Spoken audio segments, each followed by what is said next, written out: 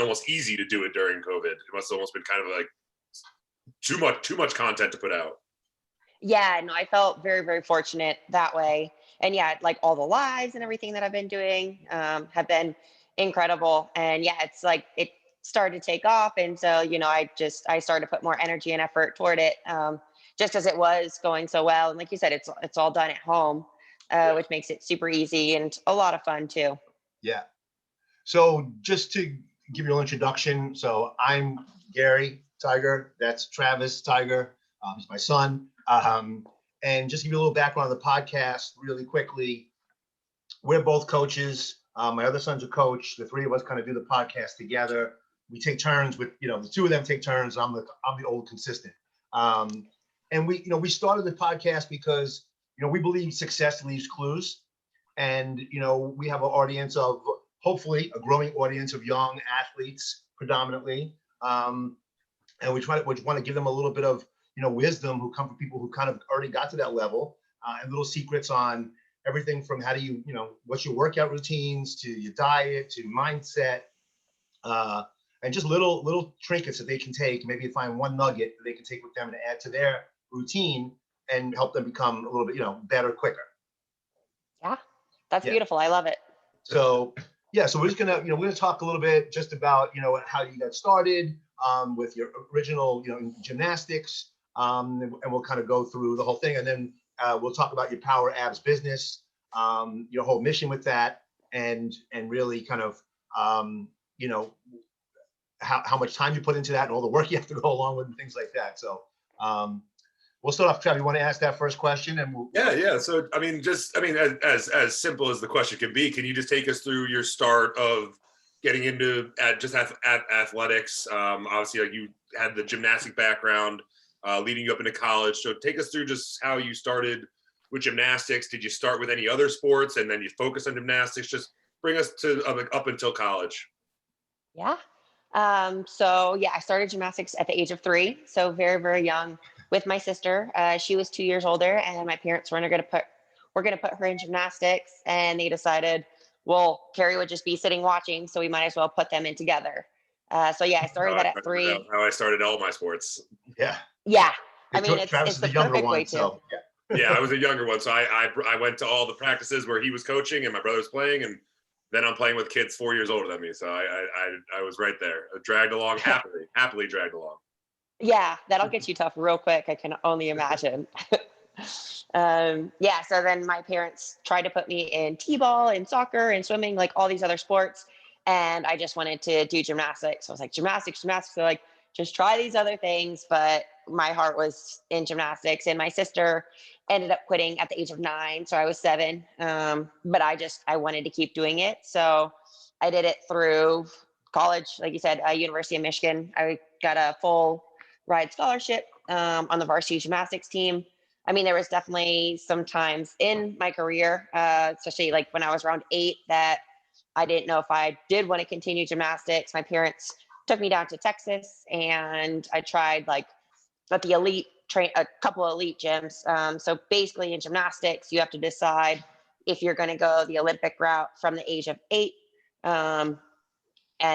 or you can go the college route. So you peak at 16 in gymnastics. So it's unlike a lot of other sports. So yeah, when I was 8, I went down to Texas, tried out, and I was just like, I hate this. This is for me. I want to quit. And my parents were like, do you want to quit? You just don't want to do that route. So then I came back, found my love for the sport again, and was like, I want to go to University of Michigan and do gymnastics there. Can you quickly just talk to us a little bit about how like that light bulb went off, I guess, because to get to a point where, it's like you said, it's incredibly young at the ages of gymnastics that you have to make a decision to try it for the Olympics and push for an Olympic direction. But, finding that light bulb, because we have a lot of young viewers, high school level, middle school level, hopefully. And like, how do you describe that feeling of like that light bulb flipping on and recognizing that's what you want to do? And how did your mindset kind of change in all aspects of life, right? Like social, school, your work ethic. What did that look like at a young age?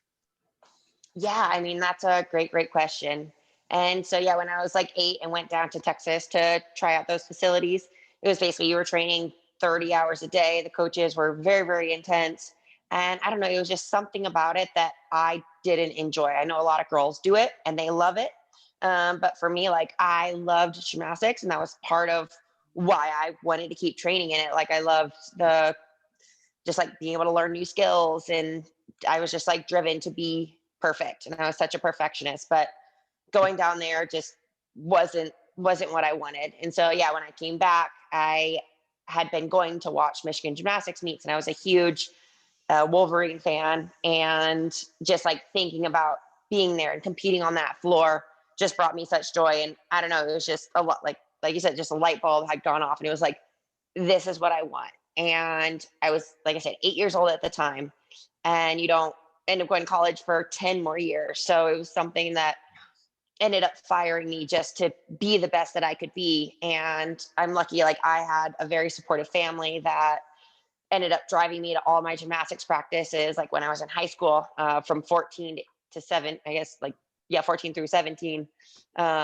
I went to a gym that was an hour away, and my parents basically said, if you're going to get a scholarship to Michigan, this is the gym that you have to go to. So earlier you said sacrifices. That was definitely a sacrifice, socially, because, you know, I went straight from school to drive an hour to the gym to be at gymnastics practice for 4.5 hours, to drive an hour home. And I was doing my homework and whatever, and then would go to bed.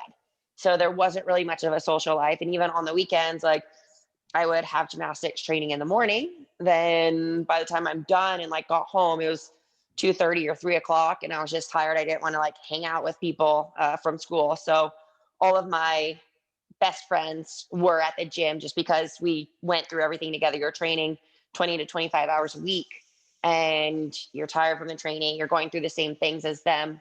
So at least I had them. But as far as like the social life in school, that didn't exist. But I think with any sport, there's going to be sacrifices that you make, and you just have to figure out what it is that you want. And sorry, I forgot any other question that you had. So I just No, That's great. that was great. I was gonna say we deal with that a lot, especially just as coaches, talking with our kids about, you know, well, did you do this after practice? Like, did you get an extra workout in? You know, were you really up all weekend working on your stance or your throws, or, you know, your route running, it's football, whatever. You know, and a lot of them are like, no, I went and hung out with my friends. And, you know, a lot of times you talk about the sacrifice, but then there's also, you know, if you don't have that hour-long drive that you have to do down and back, like, do you have that time to get your friends in? Like, what type of time management did you have to utilize there? Had to be pretty early on. You had to have kind of written out schedules. Were you writing it out? Were you journaling about it?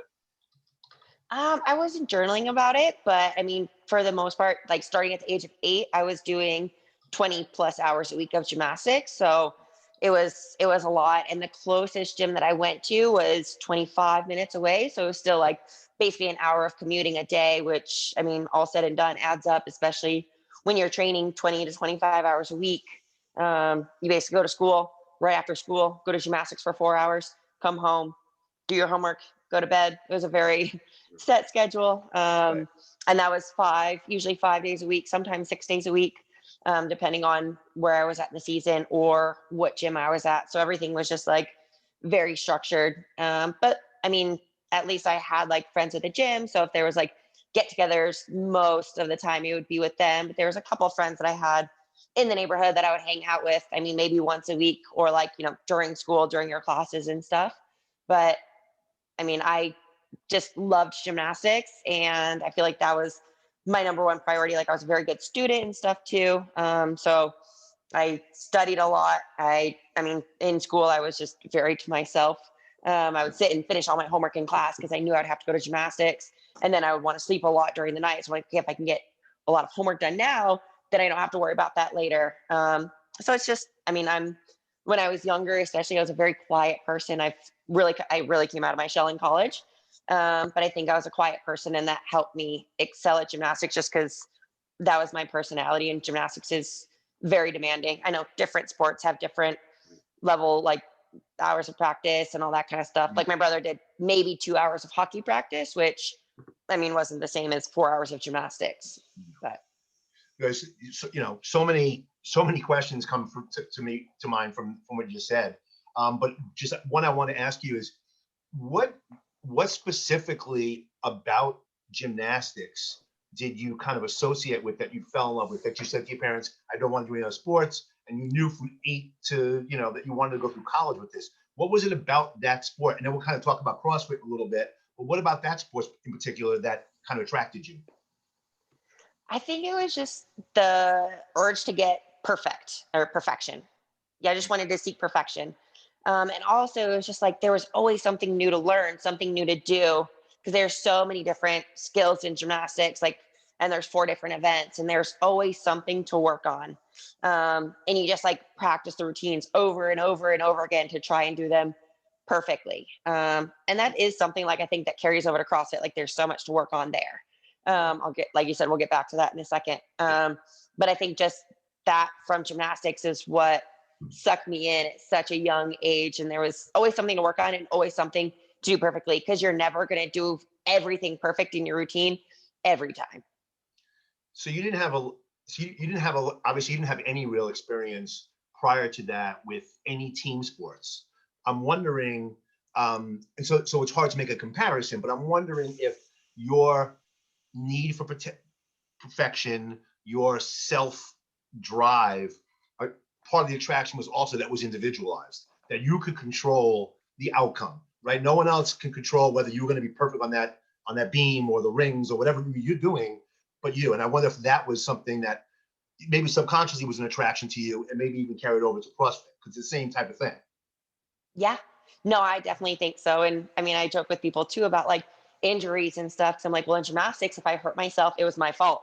In CrossFit, if I hurt myself, it's my fault. Like, mad props to people that do team sports, but I'm like football and hockey, like you're going against other people and they're coming at you full force and they just knock you out. Like Right. That's a whole nother level of, I don't know, athleticism and everything too. And I mean, yeah, like you said, like I've been on a couple of teams for CrossFit for fun or whatever.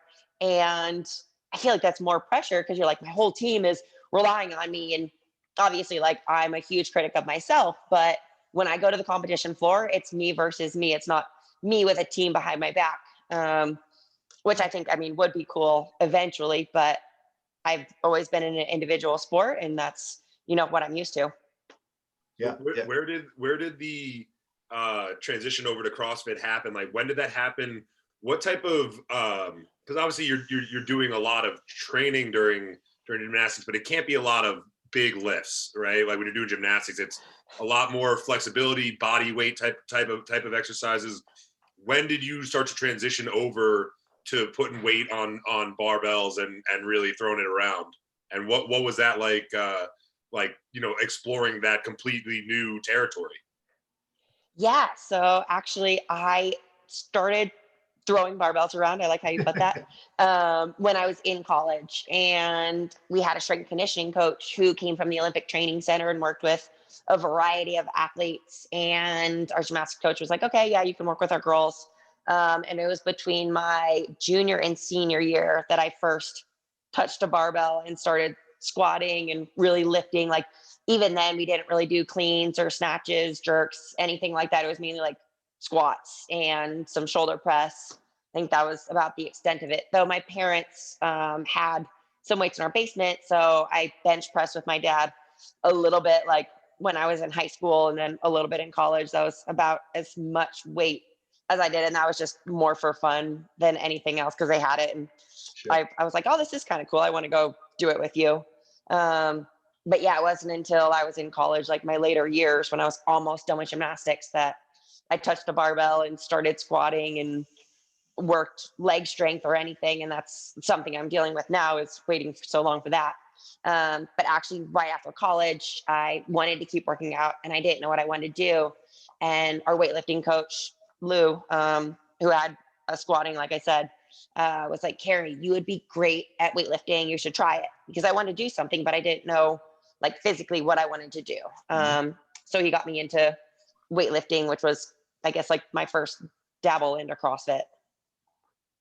And we're not trying to find out your age, right? We don't want to ask that. But what year was that? Because I'm trying to kind of figure out when you became successful in CrossFit. So what year was that when what was your senior year in college? Yeah, so I was in college from 2007 and I graduated in 2011. Okay.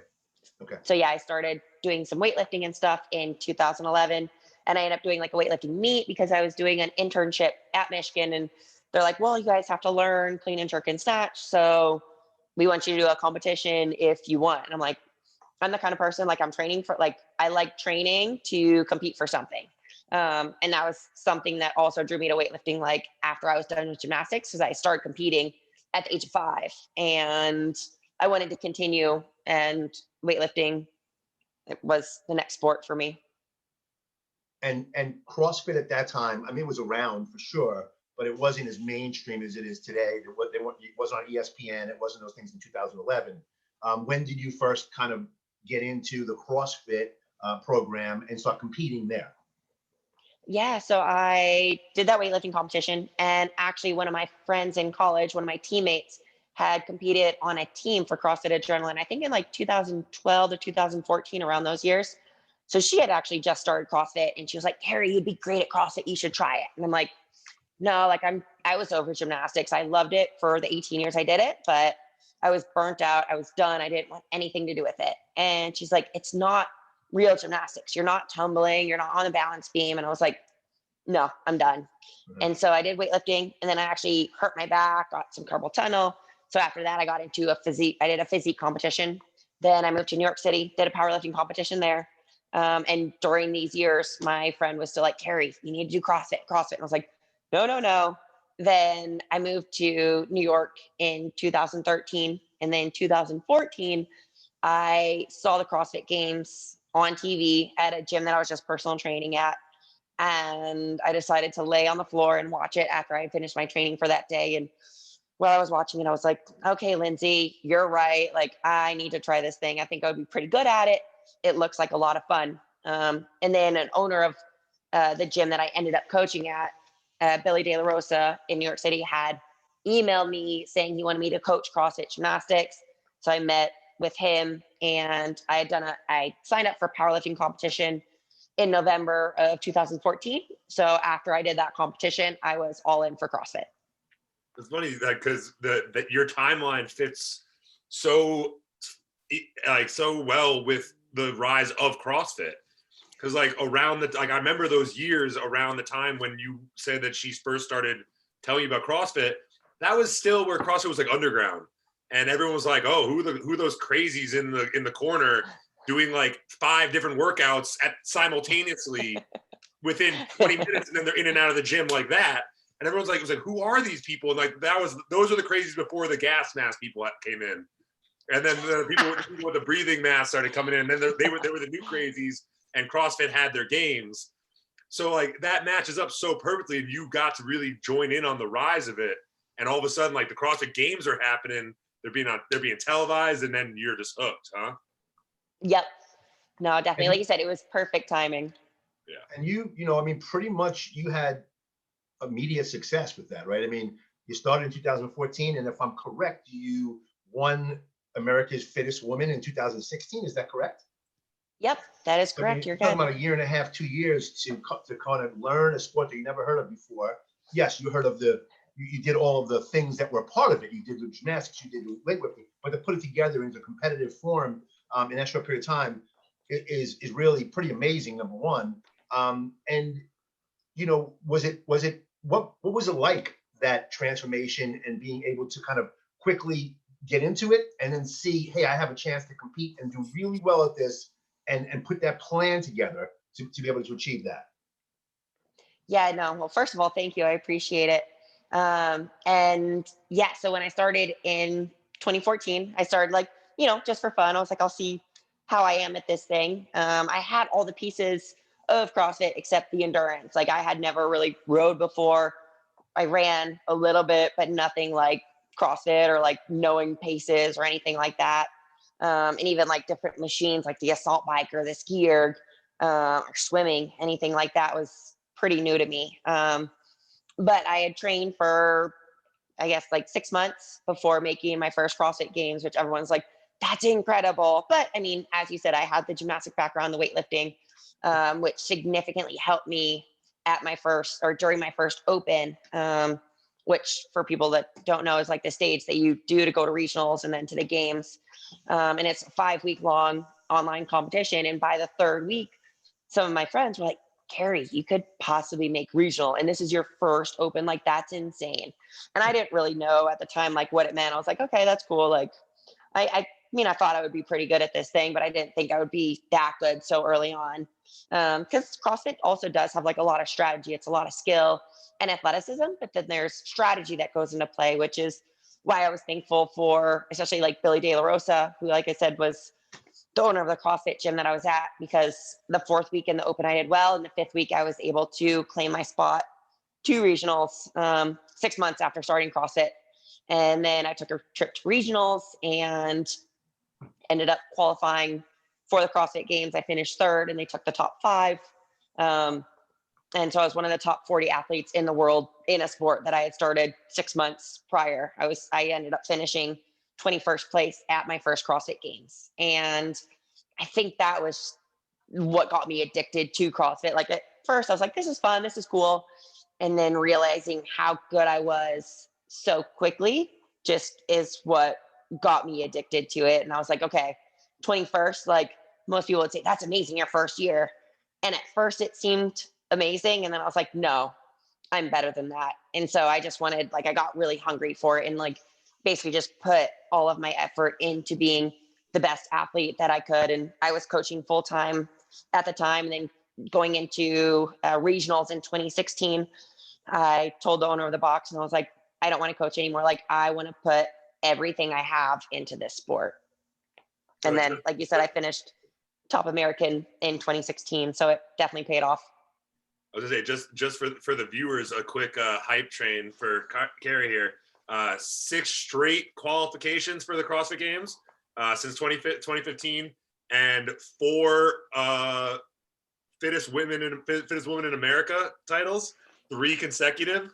So pretty high praise. Yeah, you've been on kind of a tear recently. So just so everyone recognizes, like, it wasn't just, oh, happened to be Fittest Woman in America 2016. Like, what happened in 2017? But 18, 19, 20. I wish like there was an injury there. To me, there actually was an Achilles injury. That actually perfectly stopped the hype train. Let's bring it back, because that perfectly brought me up to what I wanted to ask next. Talk about like roadblocks. You talk so easily about how the transition has just been one after the other. You've just been going into it, but there had to have been big roadblocks. Even if it was from 8 years old when you were at the Olympic Center trying to be in gymnastics, all the way up to CrossFit Games 2020. What type of roadblocks have you encountered? And then specifically, what type of specific strategies did you use to get over those, to look past those, both mentally and physically? Even if it's just a roadblock of, I'm sore and I don't want to go to the gym today. So a lot of our younger viewers have such a simple roadblock like that, where it's, I don't want to go to the gym today, and that ruins their whole month of training. Where there are big roadblocks that you need to be even more centered and controlled to get through it. So take us through some of your strategies there, please. Yeah, no, I mean, that's a huge point in any athletic career, any athlete's life. There's definitely going to be those roadblocks. I feel like a lot of them are injuries. I've had my fair share, and some you're smarter within others. And I feel like as I get older, I get smarter about my body and what it can and can't handle, and when I need to rest. And I mean, I'm thankful to have such an amazing coach, because he always tells me, like, if something's acting up, just rest, like, you'll be better tomorrow, or like rest like your ankle, and then we can do extra upper body work, or just go home and rest, like get out of the gym. So, I mean, I've had plenty of injuries, but luckily I've always had great guidance, whether it's doctors or coaches. And one of the first injuries that I had was when I was 9 years old, and I pulled a muscle in my back. And I vividly remember it because my mom tells this story a lot. I pulled a muscle in my back. I was just having fun at the pool and going off a diving board. And then I ended up doing a front flip, over rotated, and I got out of the pool and it was sore. My mom said there was a muscle popping out of my back. She took me to gymnastics the next day and was like, Kari hurt her back yesterday. We took her to the doctor. She pulled a muscle. The doctor said, don't bend backwards. And the first thing that my coach ended up having me do was bend backwards. And so my coach was like, or my mom was like, nope, you're going to be out of the gym for the entire summer. So I was out of the gym for 3 months. And that was hard for me because, like I said, I eat, breathe, sleep gymnastics. And unfortunately, like that was just like the coach. I hope this doesn't sound bad, like for coaches and stuff, but after that, like got away from him. And then I've had positive experiences since then. Cause then when I was 12, I ended up over rotating, pulled some ligaments, in my back. I strained a muscle in my neck. And then those coaches were like, okay, you need to like rest it, get it well. And then I came back stronger than before. So, I mean, you know, you got to listen to your body. And then in CrossFit, even in college, I hurt both my ankles, taped them up a lot because my team needed me. So it was kind of like, okay, you're going to have to suck it up and go through this pain because that's what your team needs you for. And then you can rest at the end of the season. So it was definitely hard, like competing on a hurt ankle because I knew I wasn't my best, but I knew what I had to do for the team. So, you know, took one for the team. I guess that's as much of a team that I've been on, which was amazing. That's awesome. And then thank you. Because I mean, you break it down to like, do you mind if I ask this question? Yeah, go. Because I just want to take the question that Travis asked you, and I want to try to break it down, get a little more granular with it. So, for example, you know, you started CrossFit, and one of the things you said that you had no experience with was, let's say, swimming, right? Yeah. When you're in a situation where you're swimming for the first time or the 10th time, you're practicing, you're learning swimming, but you've never gone this distance, and you're in that pool or you're in that lake, and it's daunting. At some point, it has to be daunting. Like I'm fatiguing. I don't know how much further I can go. What do you tell yourself? What does Kari say to herself that gets you through that? Because I'm sure you've had not only swimming, you probably had that in 10 or 20 or 12 other disciplines for the first time you had to challenge yourself. What is your mindset? What do you say to yourself? Yeah, no, that's a great question because I feel like being an athlete it's obviously physical, but I feel like it's more mental than anything as well. Cause like the minute you tell yourself you can't do this, no, you can't do it. And so for me, it's like just breaking it down. Like you said, like if it's a distance I've never swam before, it's like, okay, just one more stroke, one more stroke, one more stroke. Just kind of keep telling myself that, or like, if I get tired, it's like, but you know, there's an end. Like it's 500 meters. You've gone 300 before, but you have less than that. After that, you know how 300 feels. When you finish that, you only have 200 more, and you know you can do that. So you break it down to really small. Yep. And for me, like that helps me so much mentally. Or like, I mean, the first time we had to do a marathon row at the games, which is 42,195 meters.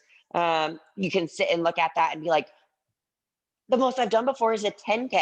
How am I ever going to make it through 42,000?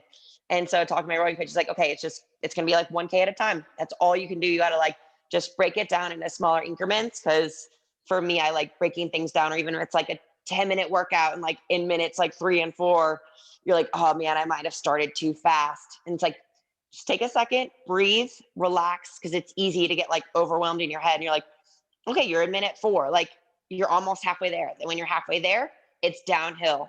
And like the last 2 minutes, you're like, okay, that's where you finish strong. It's not going to hurt anymore because you're just going to empty the tank and leave it all out there on the floor. So like mentally, yeah, just breaking it down into smaller sections. It's like they say, how do you eat an elephant? You don't. You just take one bite at a time, right? It has to be small little pieces. That's really a lot of great stuff you gave us in there. And yeah, we agree that it's mostly mental. And once you can master that mental part of it, or at least start to master it, that's when you can have success. Sorry, I'm sorry, Trav, you had a question before you wanted. No, my question was actually the exact same thing. Like when you're getting into like fatigue and how do you get yourself going. And it was funny because right when you started to answer the question, Gary, I was like, well, yeah, in my head, I was like, well, everyone can't be David Goggins, you know? And then you literally did, not obviously to his crazy mindset scale, but you did break it down the way he does, where he's just like I watched him doing push-ups the other day, and he was doing push-ups for 30 minutes. And his wife comes in and goes, "What number are you on?" He goes, "I don't know what number I'm on. I just keep saying 1." And he keeps doing push-ups. He goes, "I just keep saying 1." It's over and over and over. You just keep saying 1, right? Wow. It's just one more step. It's just one more stroke. It's just one more clean. Like whatever it is, just do the next one. Do the next one. You do one. Guess what? Oh, gotta do another one. Like you could do it 10,000 times. You could do it 10 times. You still have to do the next one after you do that one, right? It's a continuous thing. So it was just so funny how I was like, well, everyone can't be Goggins, and you just go, why just do one at a time? And that's just perfect Goggins. That is really funny. Kari, does that mindset also translate into bigger picture things, like whether it's growing your business or whether it's planning for and let me ask you this question first. So you've kind of won the America's Fittest Woman 4 times, right? Is it four times? Is a world title something that's in your goals? Is that something that you're striving for? Definitely. I mean, any sport that you're training, like you don't train. I mean, I got 3rd place at the CrossFit Games last year, which was incredible and like my best finish yet. But at the same time, like you don't train for 3rd place. I knew the answer. I just had to ask the question. Yeah, of course, definitely. And how someone answers it. Yeah, no, you're right. Because I think, I feel like all athletes have that same mentality, and especially like to be as competitive as we all are, and like be as successful as, even the top 20 in the world. We're all striving to eventually be number 1. It's not just, I go to the gym and work out for fun. Like I'm there, like, obviously I'm having fun, but I am there for business as well. And it's, you always do better when you're having fun, but when you're training for the games, it's not always fun and games, and you're not always feeling motivated, but it comes down to that discipline and having my coaches that keep me accountable, that keeps me coming back for more. And I think we all have, the same goal in mind, and we keep each other accountable and we make each other better. So, yeah. So with that in mind, and I knew the answer, right? Because everybody strives to be the top. Of course. I do some mental performance work with some of my younger kids and some college athletes. And one of the things that I talk to them about is process over the outcome. And how much of that is in your mindset, where you really have to kind of understand that the process is the journey, and you can control that. You can control how much you get when you get up in the morning. You can control how much you work, how hard you work out. So you can't control the results, right? There might be somebody better. You might get injured. There could be a blade of grass that you slip on when you're running. I mean, there's a million things that can happen. But how important and how much do you kind of talk to yourself about, and keep that in mind, that the process is the important part? Yeah, I mean, I totally agree with you. And I think that's one reason that I have been so successful, because in gymnastics, I obviously enjoyed competing, but I really just enjoyed training. Like I loved going to the gym and just doing my best every day and focusing on, like you said, what you can control. And I think that's definitely something that's carried over to CrossFit. And it's not just physically preparing yourself, but also mentally. And, the days where you go to the gym and you're tired and you don't want to do it, but then you push yourself to do the best that you can do that day, I think just makes you obviously physically better, but also mentally. And when it comes game time, then you're ready to go. And people are like, oh, do you still get nervous for competitions? Of course I do.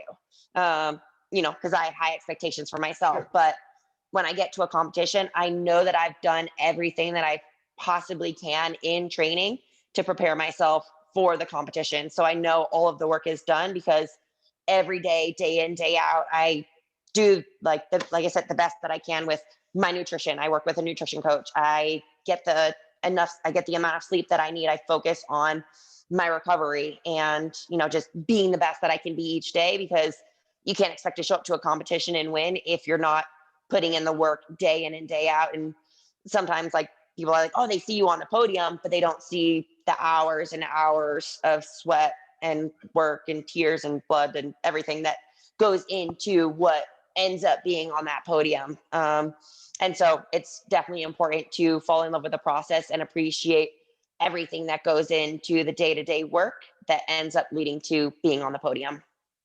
Yeah, first of all, you're crushing this, because you're answering questions that I have written out. You already gave me the answers to them, so I don't even need to ask them. But I do have 2 questions, and maybe Travis has one in between. When like you said, all athletes have that fear. At some point, you feel fear. George St. Pierre, the UFC fighter, Hall of Fame fighter, talked about having fear before every single match that he went into, any fight he went into, and he would say he would use his body to convince his, usually it's the mind can convince the body. He would use his body to convince his mind.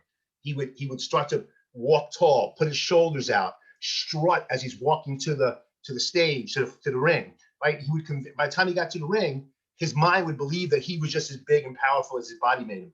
Do you have any routines or triggers that allow you to kind of like, hey, I'm here now to compete. I stepped over that line, boom, I'm in the zone. Do you have any triggers that make you do that, or that you allow you to do that? Yeah, I mean, nothing similar to like what he does. But for me, like when I start warming up at a competition to then compete, it's like I just like get tunnel vision, focus on like the task at hand. I don't worry about like what other people are doing warm up wise. It's like it doesn't matter what they're doing. It matters what I'm doing, and that's all I can focus. And I think when I first got into CrossFit, I was just like starstruck by everybody, like all these famous athletes that were around me, and I would like pay attention to what they're doing to warm up, and am I doing the right thing? Am I doing too much? Am I doing not enough? But that's definitely something that I've learned over time, is like everybody has what works for them, and I have to just focus on me, which can be hard when you're competing against such other incredible athletes. But it's from the minute I start warming up, it's just like tunnel vision, and then like when you're walking out on the floor, it's like just stay focused. Like I don't know. I also like to like soak up the crowd, like everybody cheering, and just like pretend they're cheering for me. And I think that like amps me up and gets me going and just gives me another boost of energy. And then you hear the 3, 2, 1, and it's almost like nothing around you exists. It's just you and the competition floor, whatever workout it is. It's just knowing what I have to do and sticking with that and not letting anything stray away from it. Like, yes, I might look to the left of me and to the right of me and see where girls are in the workout. But at the end of the day, like I have to stay within myself and know what I'm physically capable of doing and doing my best, and not trying to be better than somebody else when I know that like I know what I'm capable of. So yeah. So as my next question is, when you seem like someone who's, I mean, you just talked through it, someone who's extremely prepared, right? How important is like the abstract preparation of just like going through your daily, waking up, getting your coffee, or packing your bag, or getting to the arena on time, that type of preparation? How important is that to you? What is like a day, like a game day type of preparation look? Like a because routine. we see all the time, especially like as a coach of young high school kids or whatever, you can see a kid who's been busting his butt in practice every day, getting better every day. He's totally ready for the game as far as a sport perspective, but doesn't study for his math test and blows it now he's gone. Didn't pack the right shorts or the right socks, or the worst excuse is my mom didn't put my jersey on my bed. Like the worst is pack it yourself, buddy. But we coach wrestling. You see a kid who didn't pack the right nutrition for his lunch, which I want to get into nutrition next, right? Who didn't pack his own lunch, and he's eating pizza from the cafeteria before his finals match. What type of preparation goes in? Because a lot of kids don't think that. They think, well, I would practice all week, I'll be fine, I just have to show up to the game. How important is that early preparation before you even get to the stadium or to the stage? What's that like for you? Oh, it's super important. I feel like the minute like something is off, then everything is off. And like I hate being late. I hate being rushed. So even for like competitions, I like to show up early just to make sure like I'm prepared. I know where I'm going to put my stuff, where I'm going to be warming up, where I'm going to be like corralling, where we're going to meet whoever to then go out on the competition floor. And something I laugh about a lot is people are like, so how does your nutrition change like when you go into a competition? Like, what do you do different? I was like, honestly, like I do basically the same thing I do every day. Like I might increase like carbs a little bit or something, like, cause maybe there's more workouts throughout the day, but other than that, like everything stays the same, because it's like what I do in training works and I shouldn't have to change anything for competition. So my morning routine is the same, getting the same breakfast, having my coffee. It might be a little bit earlier, a little bit later, but I still try to get the same amount of sleep that I do every night. If I have to get up earlier, then I go to bed earlier. Because back the night before. what's that? Sorry, one more time. Bags are all packed the night before. Everything's been double, Yeah. triple checked. Taking the socks in, counting them, putting them back in the bag. Yep, definitely. And like having like the different outfits that I'm going to wear for the workouts, making sure I have my weightlifting shoes and my belt and my grips and everything that I might end up needing, and the food, like it's usually like all together in the fridge or it's already in my bag. Yeah, everything is, and shoes, everything is prepared the night before, because I wake up and I'm someone who likes to sleep a little bit later if I can, because I love sleep. So I make sure that everything's done the night before, and then I don't have to worry or stress. But yes, definitely bags are packed, ready to go, and like triple checked. I always like make note, like lists of what I have to have, like even before I pack, or pack to like travel, or like, the days of competition. And it's all designed. It's so important. So And I'm sorry. I was saying it's so important that those to be, and it's just decluttering your mind, right? It's just Right. knowing that you checked all those little boxes, to now you have no worries. You know, we try to convince our kids all the time, like, you're on this field, or you're in this gym for 2 hours, nothing else matters.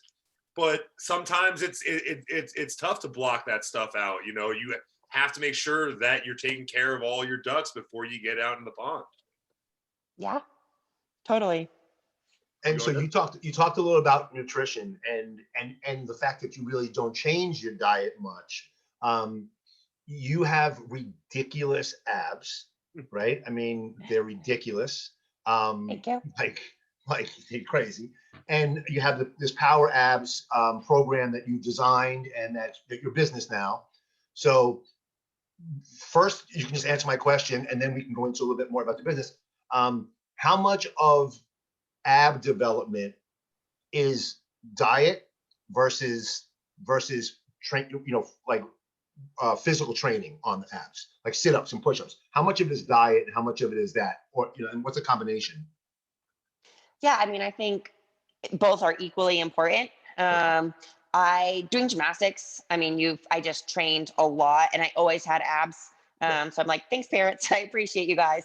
Some genetics are in there. There's got to be some genetics. Yeah, definitely. Well, and I mean, I store more fat in my legs, so I don't store as much fat in my stomach as like some people do.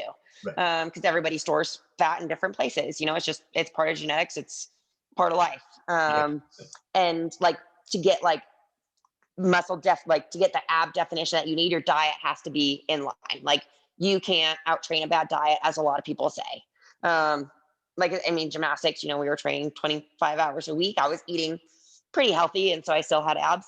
But I think both are equally important when you're trying to get the best abs and most definition possible.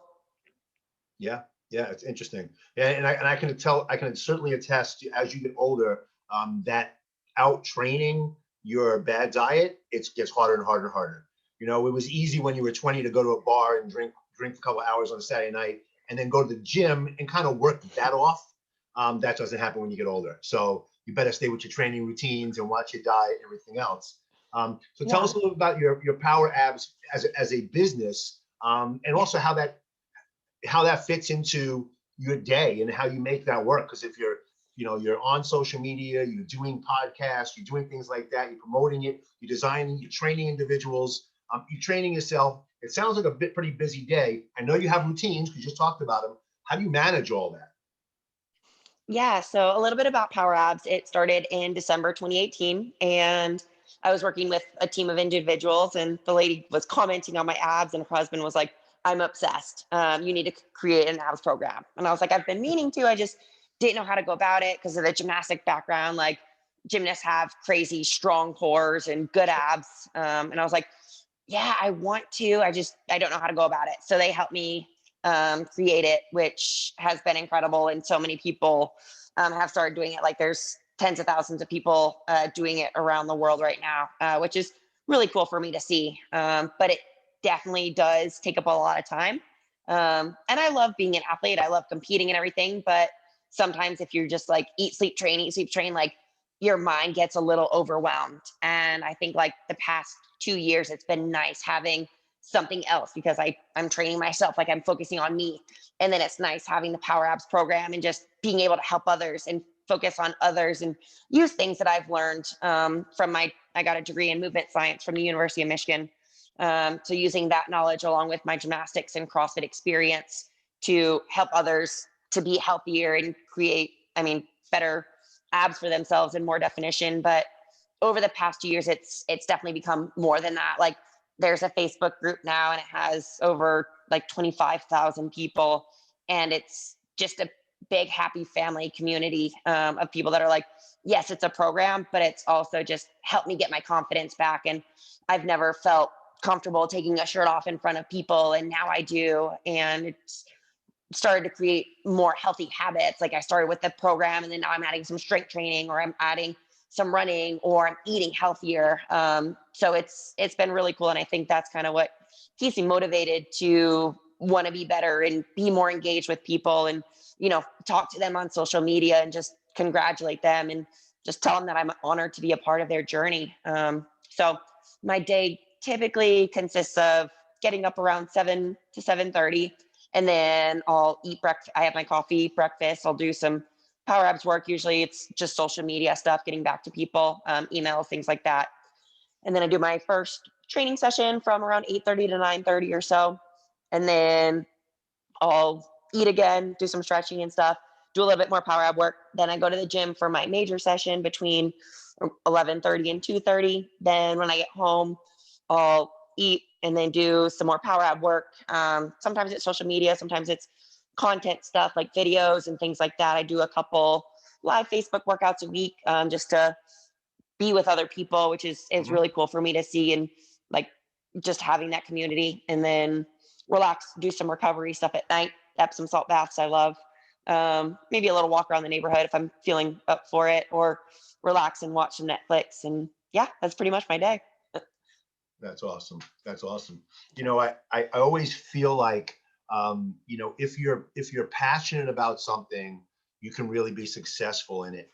And the question always is, well, how do I have a passion for something I don't know about?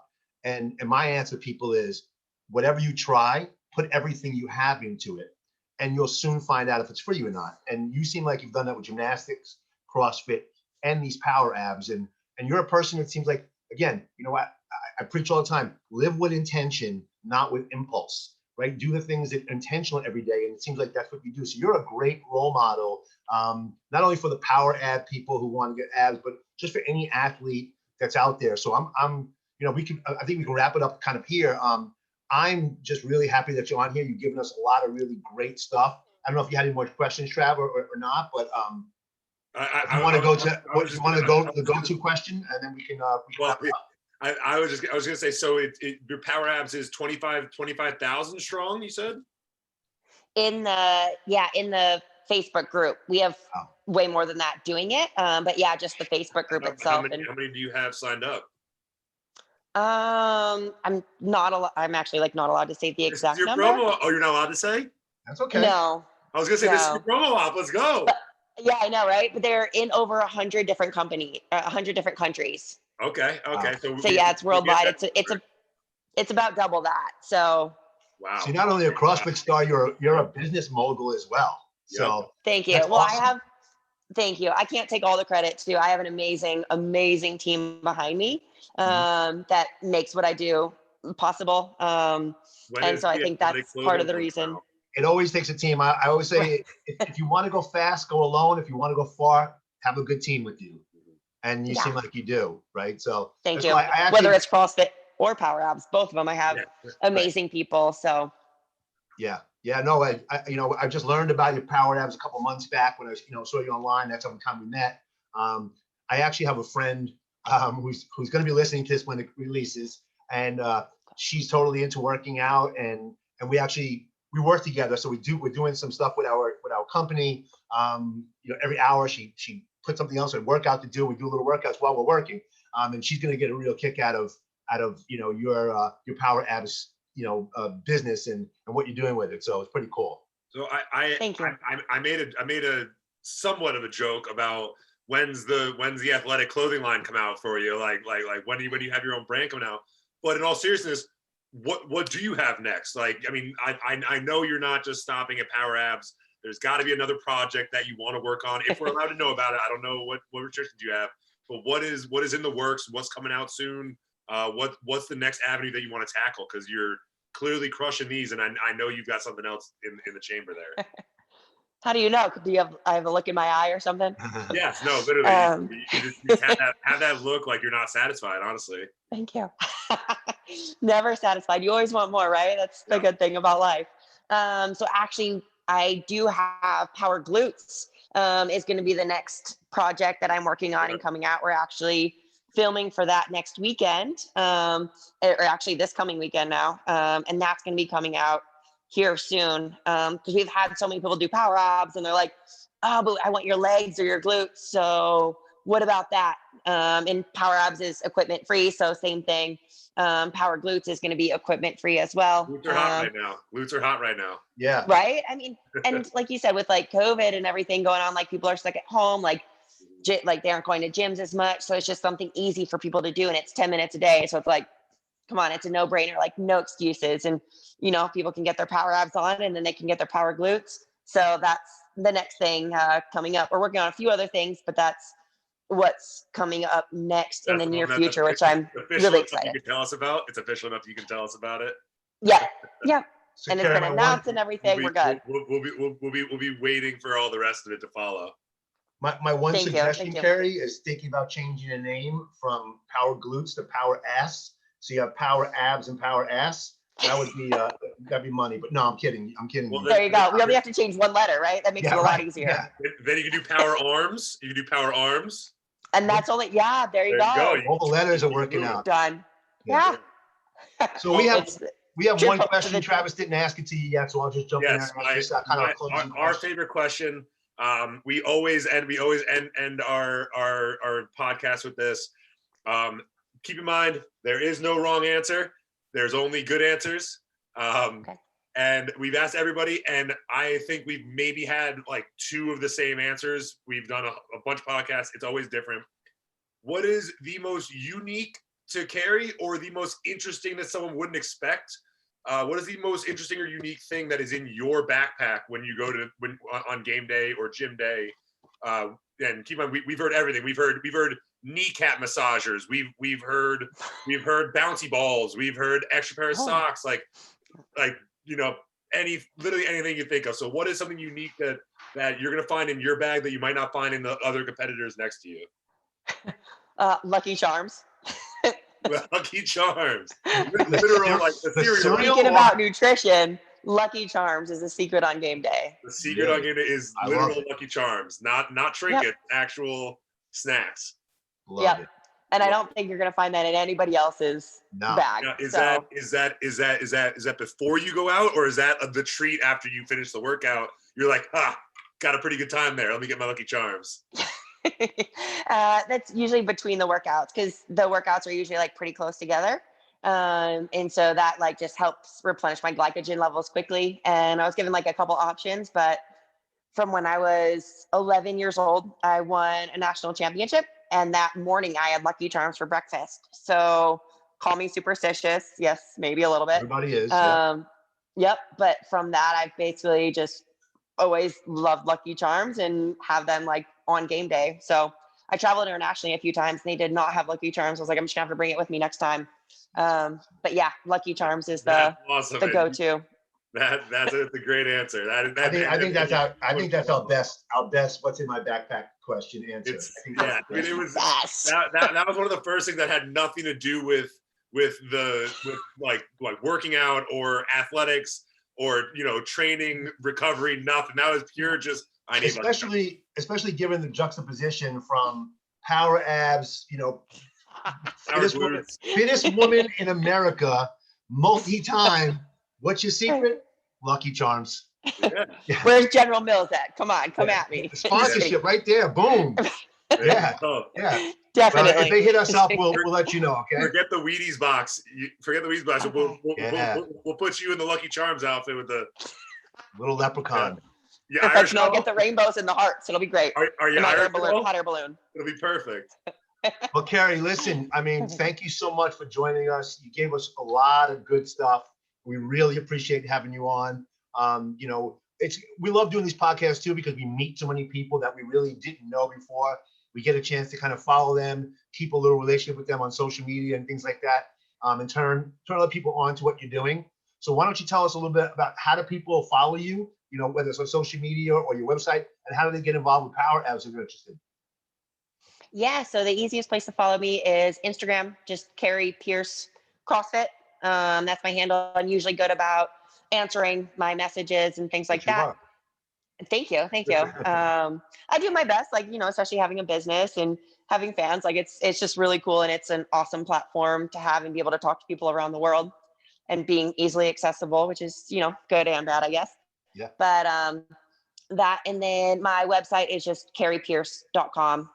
So those are usually the two places that people can go to reach me. And my email is on my website as well. So everything is there. There's links to all of my programs on my website, or it's just the link in my bio on my Instagram. So either place, they can get links and more information on PowerAbs. That's awesome. So if they want PowerAbs, they want abs like Kari Pearce, you got to check out their website and go to the PowerAbs spot.